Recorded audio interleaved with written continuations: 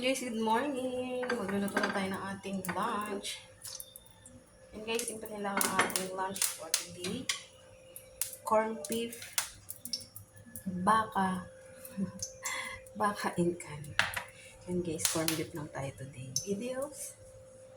Unahin natin yung patatas guys. Kaya muna natin. Yan. Ayan yung patatas.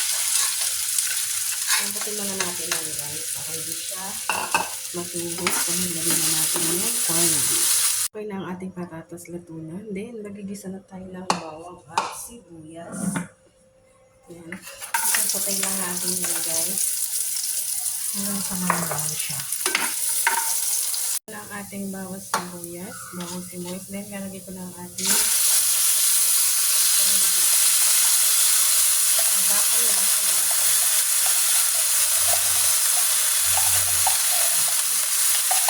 Sasatay na natin yan guys. Natin ilalagay ang ating pinulipok na patatas. Ilalagay natin yung pinulipok natin patatas.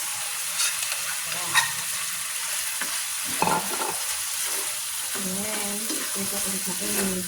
Satay ulit natin. Lagay tayo ng sabaw. Kasi mas gusto nila yung may sabaw. Lagyan ko siya ng sabaw and then hanggang sa malutong mabuti yung patatas guys. Hindi naman malulusak yung patatas guys kasi tinarikop na natin yan. Yan. Hintay lang natin siyang mag-boil.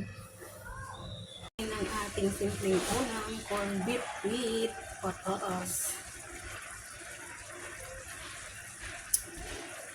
And guys, okay na sa akin yung timpla.